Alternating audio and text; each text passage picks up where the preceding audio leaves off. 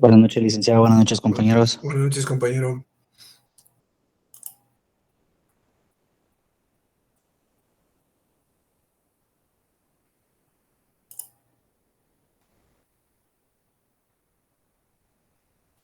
Muy buenas tardes, compañeros. Estaba montando ingreso al resto de compañeros. Hoy vamos a continuar con los contratos preparatorios en la clase del día de hoy. Ya nosotros abordamos lo que era dentro de los contratos preparatorios el contrato de promesa y opción y el contrato de mandato. El día de hoy nosotros abordaríamos el inicio del tercer contrato que integra esta familia de los contratos preparatorios. Y vamos a desarrollar lo que es el contrato de sociedad, compañeros. Este contrato de sociedad es un contrato que en determinado momento causa algún tipo de confusión, porque es una sociedad que está, o una persona jurídica que está dentro del Código Civil. O sea, su formación está descrita en el Código Civil. Pero también existen otro tipo de sociedades. Sociedades de tipo comercial. Hay sociedades anónimas, sociedades de responsabilidad limitada. Entonces, aquí nosotros vamos a ver las características y cómo nosotros podemos distinguir una sociedad civil de las sociedades mercantiles. Primero vamos a nuestro Código Civil, compañeros, al artículo 1728. El artículo 1728 tiene la conceptualización de lo que es sociedad. La sociedad es un contrato por el que dos o más personas convienen en poner en común bienes o servicios para ejercer una actividad económica y dividirse las ganancias. Fíjense que en este contrato se cumple a cabalidad eso de que la unión hace la fuerza. Es decir, varias personas buscan un beneficio a través de una meta en común, se integran y forman una sociedad colectiva abstracta o jurídica. Lo interesante es que mucha gente dice es que la diferencia entre las sociedades civiles y las sociedades mercantiles es que las sociedades civiles no tienen fin de lucro. Pero leamos nuevamente el artículo 1728. Dice, la sociedad es un contrato por el que dos o más personas convienen en poner en común bienes o servicios para ejercer una actividad económica y dividirse las ganancias. Entonces, definitivamente, esa no sería una diferencia. Lo que vemos aquí también, estas sociedades buscan el lucro.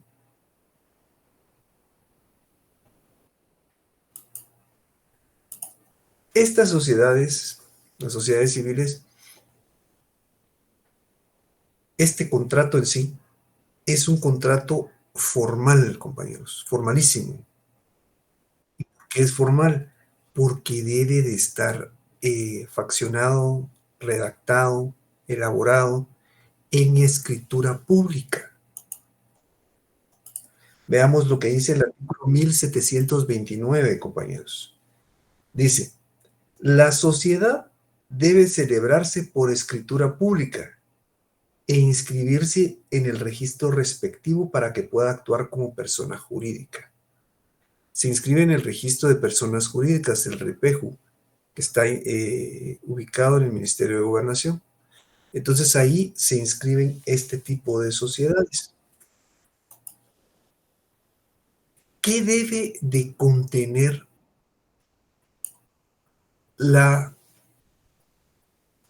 sociedad civil? La escritura que la conforma, ¿qué es lo que debe de contener? Veamos el artículo 1730, compañeros. La escritura de sociedad deberá expresar lo siguiente. Primero, ¿cuál es el objeto de la sociedad? Segundo, razón social. La razón social es cómo se va a denominar la sociedad. Eso también nos remite al artículo 1741, donde dice: la razón o firma social se formará con el nombre y apellido de uno de los socios, o los apellidos de dos o más, con la agregación de la palabra sociedad civil. Es para conformar el nombre. Domicilio de la sociedad. Recordemos que estamos hablando de una persona, ¿verdad? Aunque es una persona jurídica. Y el domicilio es la circunscripción geográfica en la que está ubicada la persona. Eso es la sociedad. ¿Alguien levantó la mano por aquí? Pues sí, licenciado Julio, cuando dice de este domicilio significa de este departamento, ¿verdad? Sí, la circunscripción geográfica. Muy bien, muchas gracias. A la orden. Luego, en el punto número 4, está la duración de la sociedad. ¿Cuánto tiempo va a durar la sociedad? El lapso de tiempo para el cual está conformada. La sociedad, compañeros, como toda persona jurídica y como toda persona, también tiene patrimonio. Tiene un patrimonio por el cual puede desarrollar sus funciones.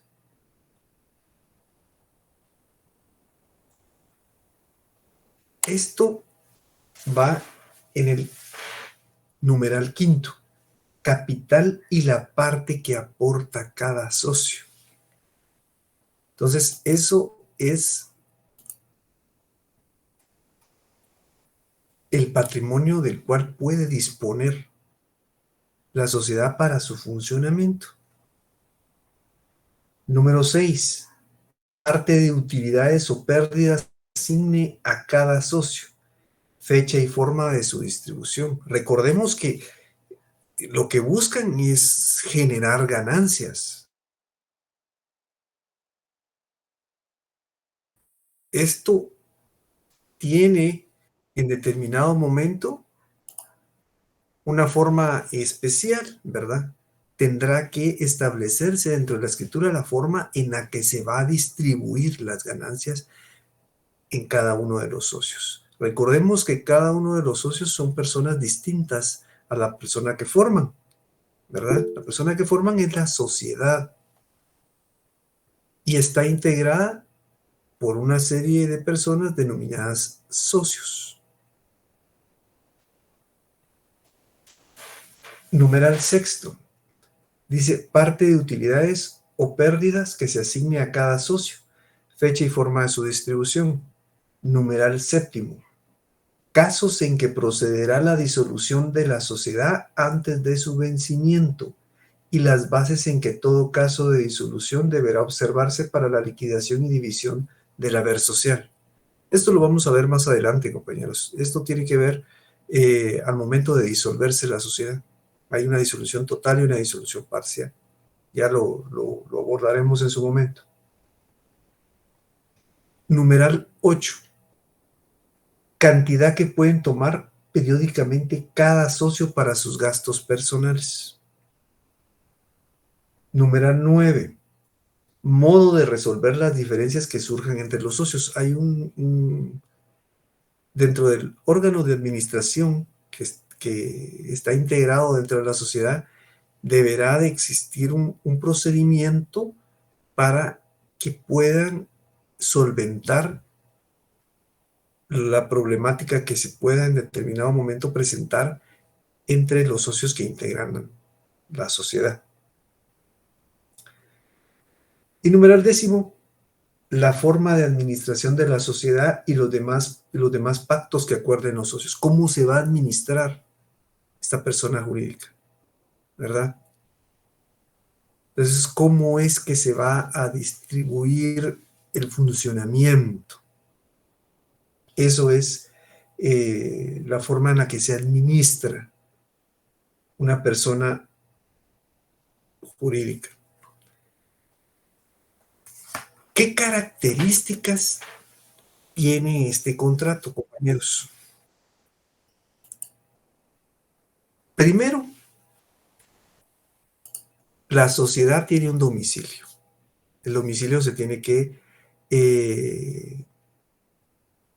incluir dentro de la escritura que la esté conformando. Ya lo vimos aquí en el numeral 3.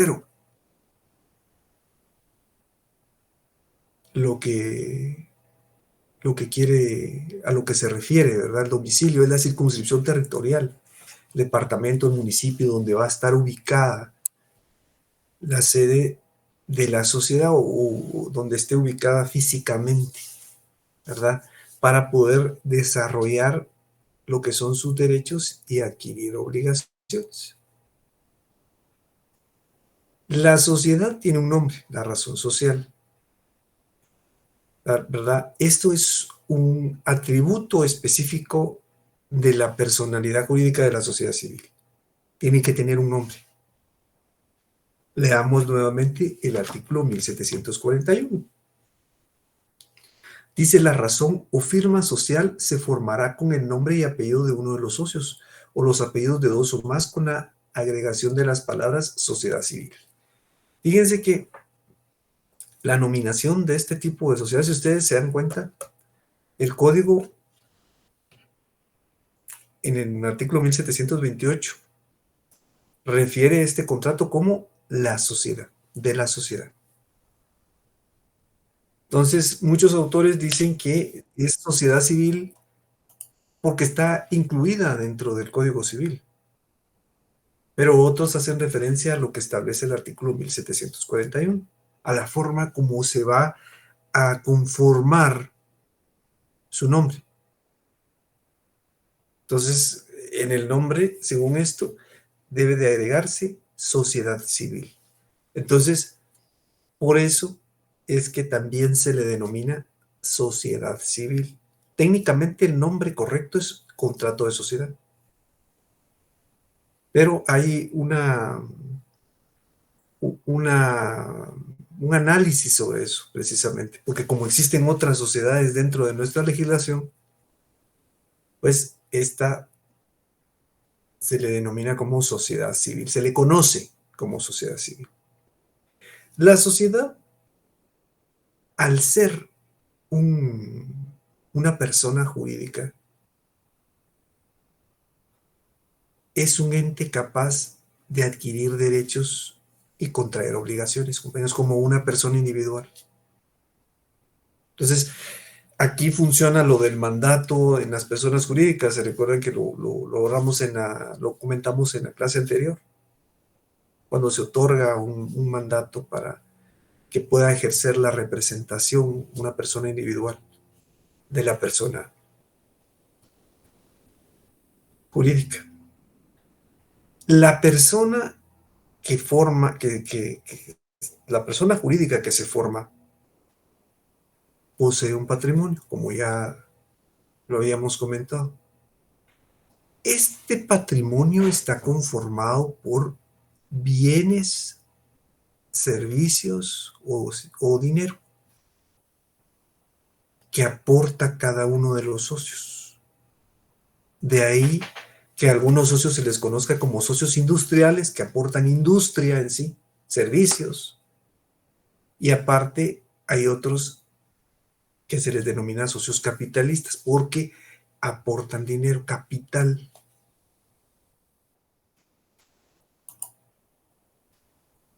Aquí también es de mencionar que los bienes muebles que puedan formar parte de la sociedad, que son aportados por una persona, por uno de los socios,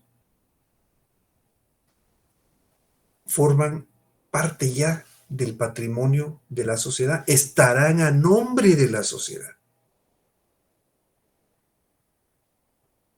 Por lo tanto, deben de inscribirse en el registro general de la propiedad.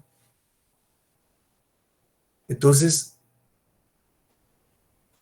derivado de esto, se puede establecer que la sociedad es un ente distinto a las personas que lo conforman. Ciertamente son varias personas las que se unieron, 2 o más personas las que se unieron con el ánimo de conformar una sociedad, socios, ¿verdad? Pero es diferente. La sociedad es un ente distinto, un ente que tiene su propio patrimonio, un ente que tiene derechos y un ente que tiene obligaciones. Es una persona jurídica, una persona abstracta o colectiva, que tiene estas características que acabamos de mencionar. Veamos la siguiente diapositiva.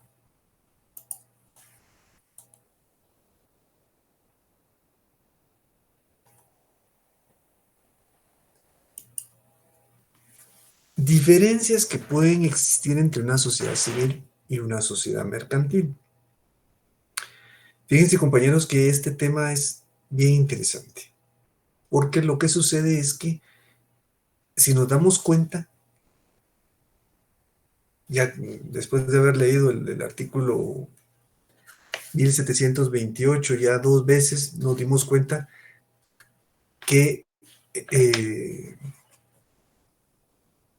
el hecho de dividir ganancias y buscar ganancias en sí elimina el factor de que no tenga ánimo de lucro,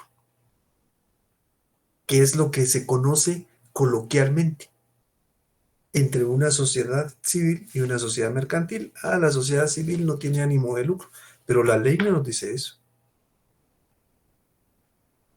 Entonces, al momento de ver una sociedad, ¿cómo nosotros pudiéramos diferenciarla? ¿Cómo es que podemos entonces diferenciar una sociedad civil de las múltiples sociedades mercantiles que existen? Para esto hay varios criterios. Hay varios criterios que se han constituido con el ánimo de establecer esta diferencia.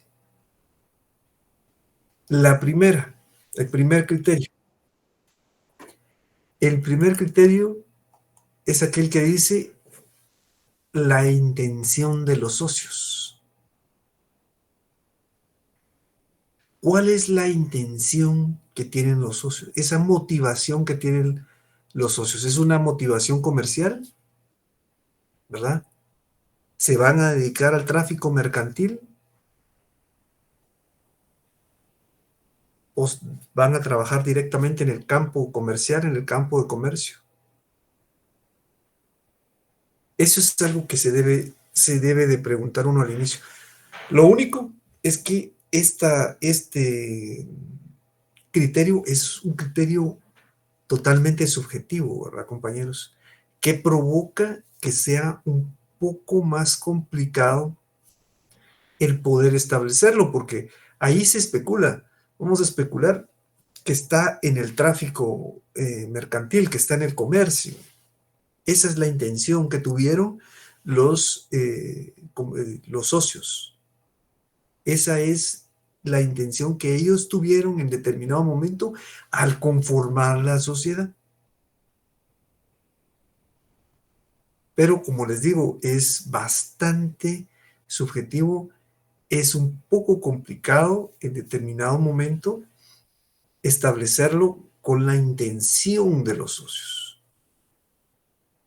Porque la intención puede ser muchas veces eh, malinterpretada o no, muchas veces no es algo claro, no es un punto claro en el que uno diga, bueno, sí, es por esto, ¿verdad?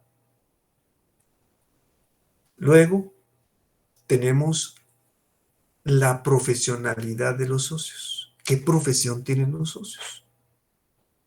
¿Verdad? Podríamos decir que los socios son comerciantes de profesión. Y si los socios son comerciantes, entonces la sociedad va a ser mercantil. Si las personas que no tienen como comercio la actividad esencial de su vida, o sea, si quienes están compareciendo en su calidad de socios no tienen esa intención como una función primordial, el dedicarse al comercio, entonces la sociedad, lo que menos será, es una sociedad mercantil. Perdón, levantó la mano Wendy García. Licenciado, muy buena noche. Buenas Gusto noches. saludarle. Solo una consulta. Bueno, entiendo esta parte de la clasificación por los criterios de la profesión de los socios, ¿verdad? Uh-huh. Yo recuerdo que hubo una firma que sí cambió a una sociedad civil y pues era una firma de auditores, ¿verdad? Entonces mi duda es, ¿por qué es que pues al final la definición tiene como comercio de la actividad esencial de sus vidas? O sea, al final me da duda por el hecho de la profesión, ¿verdad? Porque es algo que ellos hacen pues, para tener un ingreso. Uh-huh. Entonces sí me entra duda con esa frase, ¿verdad? Si no entra ahí o si yo lo estoy interpretando mal, ¿verdad? Lo que sucede es que la actividad esencial de la vida de la sociedad dependerá de lo que a lo que los socios se dediquen. El Código de Comercio sí establece quién es un comerciante, ¿verdad? ¿Cómo es que se establece la profesión de comerciante? ¿Quién es? Entonces, si están dentro de eso, nosotros diríamos la vida de estas personas se rige por esta actividad. Por eso es que se consignó de esa manera. Entonces, de esa manera nosotros podríamos establecer si es una sociedad mercantil o es una sociedad civil, porque ya vimos que la conceptualización en el artículo 1728 no es muy clara. Las dos tienen ánimo de lucro. Entonces, no sé si respondo a su pregunta por la razón por la que consignamos eso ahí. Sí, exacto, y eso veníamos porque las dos tienen ánimos de lucro, ¿verdad? Entonces sí me Sí, daba esa confusión, ¿verdad? Ok, gracias, Lee. a la orden, compañera. Entonces, miren, compañeros, hay un criterio, o sea, está el criterio objetivo y está el criterio de la forma legalista, que son los que nos restan desarrollar. El criterio objetivo es el que utiliza nuestro código, pero vamos a abordar primero el criterio de la forma legalista, que es el que en lo particular considero es el más claro. Con eso nosotros podemos diferenciar plenamente una sociedad civil de cualquiera de las sociedades mercantiles. Nos vamos directamente a la ley. ¿Qué es lo que incluye la escritura de formación o de conformación de la sociedad? ¿Qué es lo que la integra? Lo que establece el Código Civil en su artículo 1730. O lo que establece el Código de Comercio en el artículo cualquiera. Si tiene esa forma, nosotros estamos ante una sociedad civil o una sociedad mercantil. Nos basamos específicamente en lo que dice, lo que establece la ley, la forma como están conformadas, la forma como están conformadas la sociedad, cómo está conformada, de conformidad como lo establece la ley. ¿Qué parámetros tiene? ¿Verdad? Entonces, a eso es a lo que se refiere el criterio de la forma legalista. Bueno, aquí tenemos una sociedad. Veamos cómo está conformada. Fíjese que la sociedad está conformada de conformidad con lo que establece el artículo 1730 del Código Civil. Es una sociedad civil. Está conformada con las características y con la forma que establece el Código de Comercio. Es una sociedad mercantil. Los dos primeros criterios son muy subjetivos, compañeros, y pueden en determinado momento perderse y orientarse de una manera distinta, ¿verdad? Entonces, es por eso que en lo personal creo que el criterio legalista es uno de los más eficaces, porque estamos con la ley en la mano y nos estamos basando en lo que la ley, porque la ley establece cómo se conforma, qué debe de contener cada una de las escrituras que da vida a una sociedad. Entonces eso se debe de tener en consideración. Y por último tenemos el criterio objetivo, ¿verdad?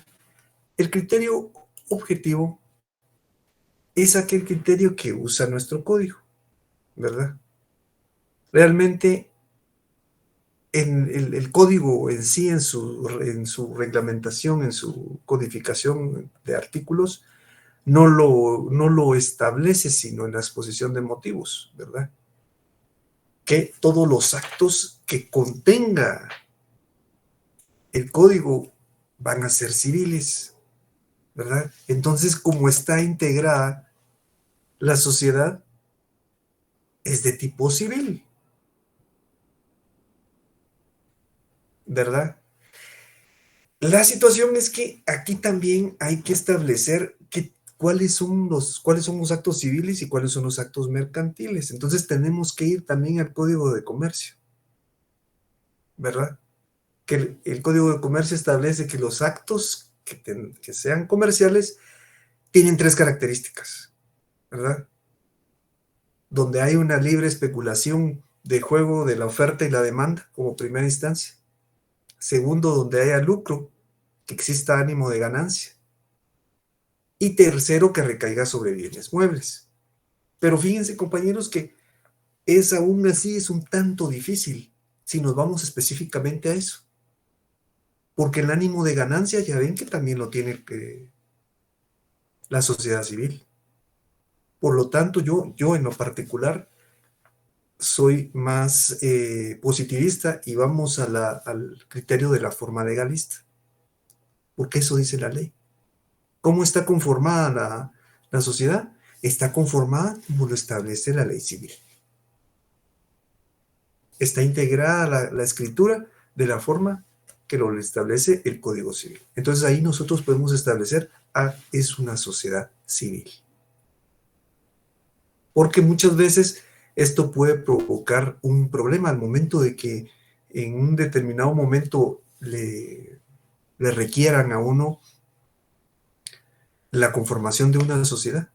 Que lleguen a la oficina y miren, necesitamos. Entonces, uno tendrá que ver exactamente a qué es lo que se apega la petición de las personas, de los clientes, ¿verdad? Que llegan a solicitar la elaboración de una sociedad para poderlos orientar de mejor manera y saber exactamente la diferencia que hay entre una y otra sociedad. Veamos ahora la siguiente diapositiva, compañeros.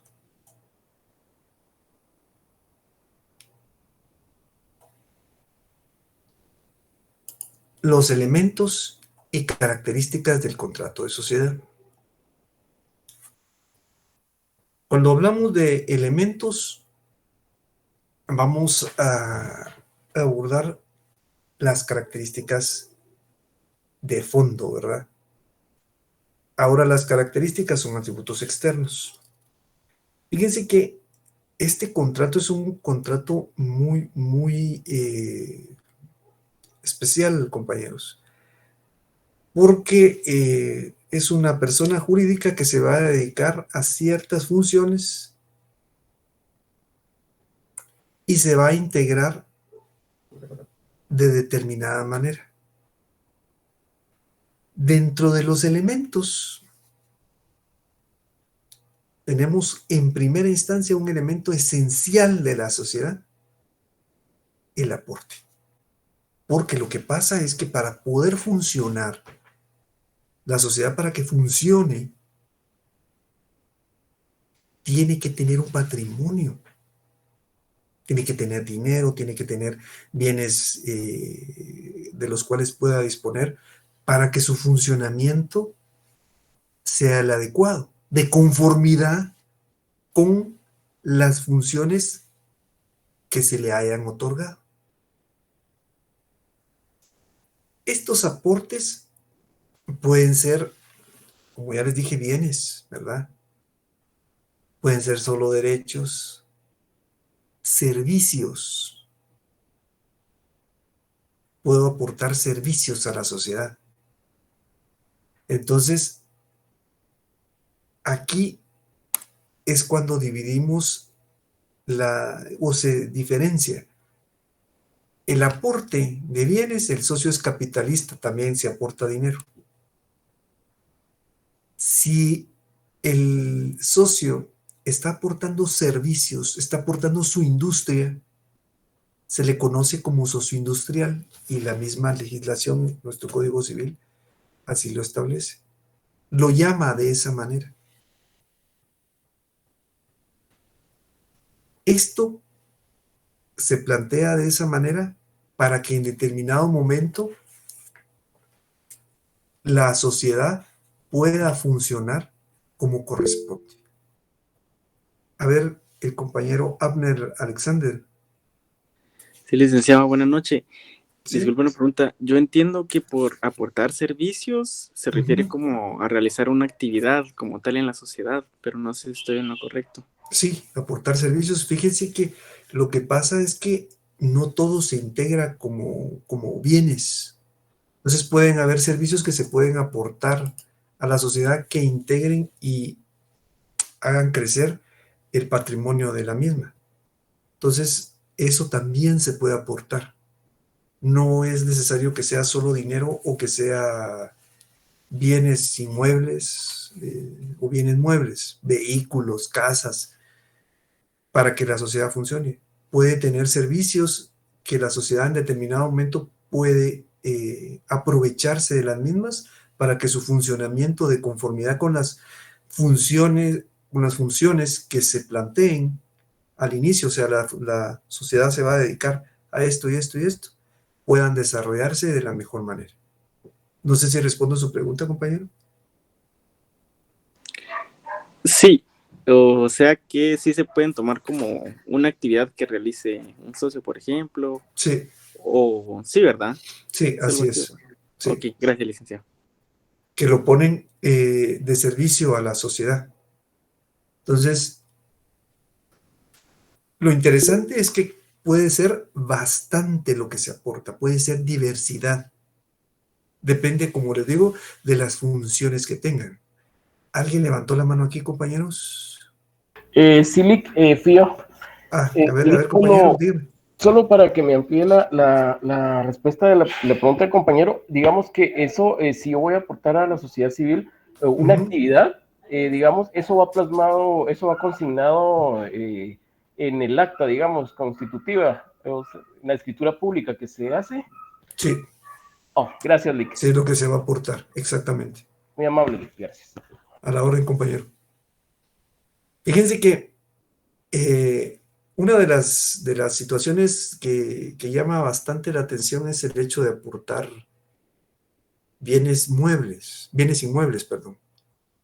porque estos tienen que estar registrados en el Registro General de la Propiedad y ahí se va a hacer constar el principio de publicidad, donde La sociedad ya es la propietaria del bien. Ya va a ser la propietaria del bien. Entonces, eso, recordemos que es una persona, es como que si fuera una persona individual, solo que está integrada por muchas personas y que físicamente, pues no, por eso se le denomina también abstracta, ¿verdad? Entonces, es como que una persona adquiriera un servicio y pudiera disponer de él y obtener algún tipo de ganancia de él, o comprar un local comercial o una casa y pudiera en determinado momento obtener algún tipo de ganancia, ya sea de rentas o alguna cuestión así. Es lo mismo, solo que en una persona colectiva o abstracta. Entonces, claro, hay un procedimiento para la adquisición y aportación de los bienes y servicios que está integrada dentro de la escritura que da vida a la sociedad. Entonces, eso es de tenerlo en consideración. El segundo de los elementos, la división de las ganancias. Recordemos que las personas que integran, los socios que integran la sociedad, están ahí porque quieren obtener algún beneficio. Lo que están buscando es un beneficio económico. Entonces, por eso es que ponen en común bienes y servicios, ¿verdad? Para que se obtenga un beneficio y que ellos puedan repartirse esas ganancias o utilidades como mejor ellos consideren. Entonces, eso también debe estar desarrollado dentro de la escritura que da vida a la sociedad, a la persona. Porque lo que sucede es que no puede en determinado momento existir un socio que no tenga, que quede excluido de esto. Tiene que estar dentro de la división de las ganancias. Recordemos que, como les dije al iniciar esta clase, lo que buscan ellos es una meta en común. La unión hace la fuerza. Se integran varios con el ánimo de que las cosas sean un poco más factibles, más sencillas, u obtener ciertas metas de una manera un poquito menos complicada, ¿verdad? A ver, la compañera Alexia Gabriel. Sí, buenas noches. Disculpe, regresando con lo del servicio, o sea, con el aporte en servicio, es que no se me ocurría como que un ejemplo, pero podríamos decir que si se va a conformar una sociedad civil y necesitan como que servicios de auditoría, ¿eso podría contar como uno de esos servicios? Sí, porque se ponen en común. Yo pudiera aportarlos, miren, fíjense que yo, mi expertise es tal y tal cosa, y yo lo aporto para la sociedad, para que la sociedad pueda beneficiarse de eso. Pero eso lo podríamos poner como que de aquí a un año o puede ponerse de conformidad como la sociedad lo necesite o lo requiera. Lo puede poner, es de conformidad con las necesidades de la sociedad. Puede ser que yo lo ponga por un tiempo indeterminado o por un tiempo determinado, ¿verdad? En el cual se pueda en determinado momento desarrollar concretamente para que el beneficio sea propio de la sociedad. Gracias, Lick. A la orden, compañera.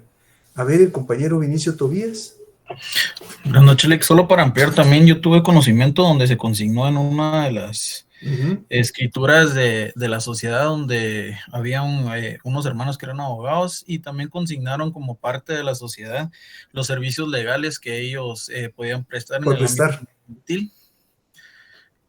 Y se consignaron como socios, y ellos, su aportación era los servicios legales de la sociedad. Sí, exactamente. Mire, le agradezco el ejemplo. Y es bastante similar al de la compañera. Por ejemplo, miren, los servicios son toda aquella aportación no dineraria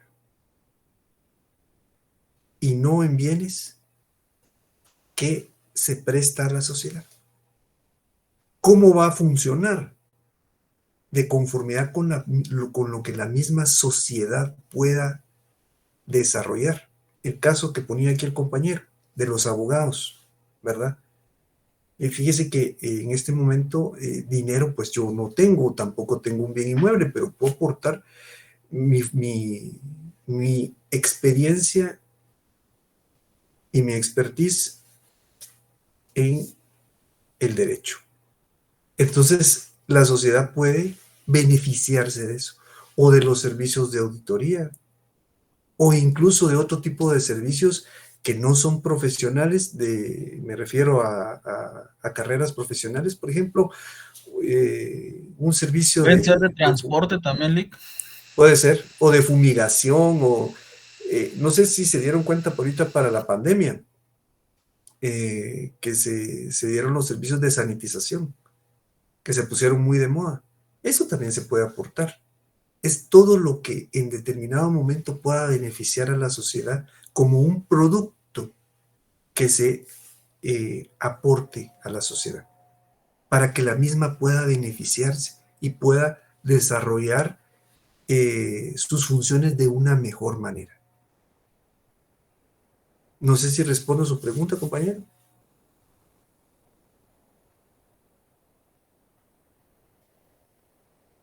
Bueno, continuemos. La división de las ganancias, compañeros. Para la división de las ganancias podemos darle lectura al artículo 1732 del Código Civil. Dice, son nulas y se tienen por no puestas las cláusulas del contrato de sociedad en que se estipule que alguno de los socios no participará en las ganancias o que la parte del capital o bienes que aporte estarán libres de responsabilidad o riesgo. Entonces esto hay que tenerlo en consideración, es un elemento esencial, compañeros, así como el aporte, ¿verdad? Ese patrimonio que está formado por los bienes y servicios que se prestan, también la división de las ganancias. Recordemos que todo esto está conformado es una especie de convenio, ¿verdad, compañeros? Que donde está integrado dentro de la escritura constitutiva de la sociedad, donde dice la forma en la que se va a realizar esto, cómo se va a desarrollar, cuál es la forma en la que se desarrollará el procedimiento de la sociedad, sus servicios, su forma de conducirse, la forma en la que se van a dividir las ganancias, la penalización para los socios, cómo se va a disolver la sociedad. Luego, tenemos como último elemento, compañeros, la intención de formar la sociedad. Eso se le denomina affectio societatis. Es un latinazo, ¿verdad? Porque proviene también, las sociedades tienen sus antecedentes en la antigüedad, en el derecho romano no fue una excepción, y el affectio societatis es el hecho de que una persona quiera desarrollar una actividad, pero no de manera individual, sino que se conforman varias personas, dos o más personas, como dice el artículo 1738 y 1728, perdón, y pretenden llegar a un propósito, obtener ganancias, pero de una manera conjunta. Ese es uno de los elementos esenciales de la sociedad. La intención de conformar una persona distinta a los socios que la integran, porque eso es una persona diferente a quienes la integran. Por eso es que hay un órgano de administración, por eso es que hay una penalización para algunos socios, por eso es que hay una división de las ganancias, por eso es que hay un patrimonio. Todo se deriva de la intención de formar una sociedad, del affectio societatis, ¿verdad? Porque de esa manera obtienen un beneficio de tipo económico. ¿Tienen alguna duda de esto, compañeros? ¿Alguna inquietud, alguna observación? Ya en la próxima clase nosotros veremos cómo se disuelve una sociedad, cómo se termina ya la sociedad y posteriormente ya entraremos a los contratos traslativos de dominio. A ver, la compañera Wendy García. Les llamo a hacer una consulta más con relación a los servicios que puede dar uno de los socios. Digamos de que un socio puede dar los servicios de una compañía adicional que ellos tengan. Es decir, por ejemplo, el caso de la fumigación, que sea una compañía ya especializada para eso. ¿Ya se deja aparte en un contrato o cómo va esa parte? Mire, lo que sucede es que si es una empresa, la empresa podría formar parte de la sociedad, porque la empresa es un objeto. Pero si es otra sociedad que está prestando servicios, ahí es distinto, porque ahí la sociedad entraría en una especie de contrato con la sociedad de la que estamos hablando. Entonces no es lo mismo que el servicio sea otorgado por una empresa o por una sociedad. Lo que sucede es que lo que hay que tener claro aquí es que los servicios los prestan los socios, las personas que integran la sociedad desde un inicio. Entonces, para que sea a través de un tercero, las sociedades tendrían que celebrar un contrato y ahí no formaría parte del patrimonio. Tiene que ser de los propios socios quienes van a estar otorgando los servicios. Volvamos al ejemplo que nos puso aquí el compañero Vinicio Tobías, que decía que eran abogados. Si los socios son abogados, hay algunos socios que integran la sociedad y son abogados, ellos pueden aportar su expertise y prestar los servicios en nombre de la sociedad para que la sociedad se beneficie. También aquí la compañera Gabriela puso un ejemplo sobre auditores. Entonces, puede ser que sean auditores los que conformen la sociedad, tienen que ser los socios los que presten el servicio.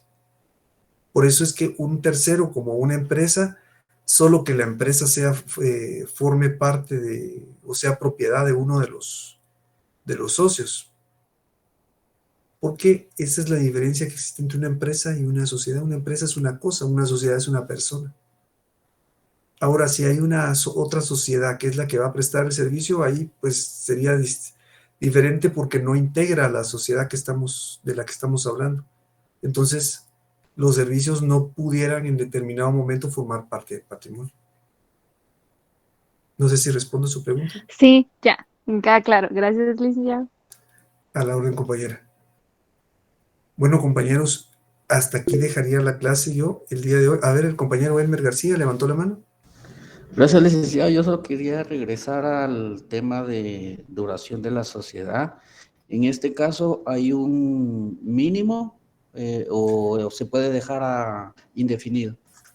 Lo que pasa es que tiene que ver mucho con el propósito de la propósito exactamente de la sociedad para poder llevar a cabo algunas funciones. Entonces, la sociedad en determinado momento obedece mucho a ese tipo de situaciones, los propósitos que tenga la funcionalidad para que pueda desarrollarse. Ya. Muy bien, licenciado, muchas gracias. A la orden, compañero. ¿Alguna otra pregunta, compañeros? A ver, la compañera Lilia Elizabeth. Muy buenas noches, Lic. Ahí también Bueno, entrarían los outsourcing de las compañías con cuando se presta un servicio, como decía usted, cuando fue la pandemia, también se prestaban los servicios outsourcing. ¿También ahí entrarían estos contratos o no?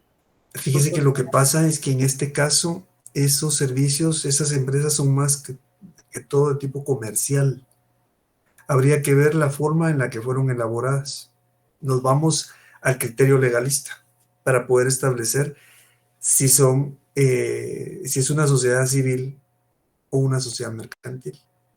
Si está- Perdón que me entromete, Lick, pero estos los outsourcing son como terceros interesados, entonces ellos lo que prestan son servicios, pero de manera comercial. Ellos subcontratan y prestan de una manera, digamos, de tercera personas al cliente. Entonces, no podría, porque un outsourcing, digamos, es una figura como debajo de un socio, porque es otra figura, digamos, mercantil. El outsourcing es una figura en la cual un tercero presta un servicio a otra persona. Es un servicio externo. Eso es. Pero para tenerlo más claro, habría que establecer cómo está conformado, ¿verdad? El outsourcing en sí es más o menos como lo que había comentado la compañera Wendy García, que hay una empresa o una sociedad que quiere prestar servicios a otra y se contrata, son servicios externos. Entonces, de esa manera podemos establecer, pero aquí quería yo aprovechar para integrar lo que habíamos platicado de lo de los criterios, para poder hacer un análisis propio, ¿verdad?